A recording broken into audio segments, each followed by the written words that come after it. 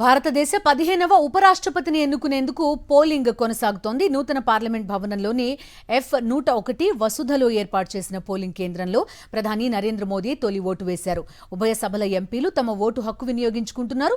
JDS అధినేత మాజీ ప్రధాని దేవెగౌడ వీల్ చైర్లో వచ్చి ఓటేశారు. సాయంత్రం 5 గంటలకు ఓటింగ్ ప్రక్రియ కొనసాగుతుంది. 6 గంటలకు ఓట్ల లెక్కింపు స్టార్ట్ అవుతుంది.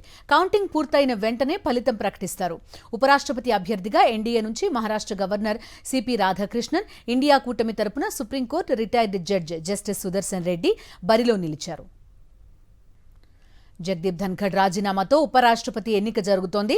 లోక్సభ, రాజ్యసభ ఎంపీలు కలిసి ఉపరాష్ట్రపతిని ఎన్నుకుంటారు. ఉభయ సభలకు ప్రాతినిధ్యం వహించే మొత్తం సభ్యుల సంఖ్య 788. కాగా ఇందులో 7 స్థానాలు ఖాళీగా ఉన్నాయి. అంటే ఉపరాష్ట్రపతి ఎలక్టోరల్ కాలేజ్లో ప్రస్తుతం 781 మంది ఉన్నారు. అయితే 4 సభ్యులున్న బీఆర్ఎస్, 7 ఎంపీలున్న బీజేడీ పోలింగ్ని బాయ్కాట్ చేశాయి. పంజాబ్కి చెందిన 2 స్వతంత్ర సభ్యులు అమృత్ పాల్ సింగ్, సరబ్జిత్ సింగ్ ఖల్సా కూడా ఓటింగ్కి దూరం జరిగారు. ఈ లెక్కన 386 ఓట్లు దక్కించుకున్న వారు ఉపరాష్ట్రపతి ఎన్నికలో విజేతగా నిలవనున్నారు. ఎన్డీఏకి సొంతంగా 427 మంది సభ్యుల బలం ఉంది. వైఎస్ఆర్సీపీతో పాటు ఇతర పార్టీల మద్దతు కలిపితే 438కి మించే అవకాశం కనిపిస్తోంది.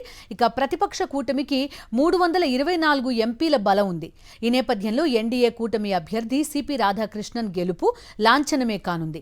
తగిన సంఖ్యాబలం లేదని తెలిసినా సైద్ధాంతిక యుద్ధం అంటూ ఉపరాష్ట్రపతి ఎన్నికల్లో పోటీకి నిలిచింది విపక్ష ఇండియా కూటమి.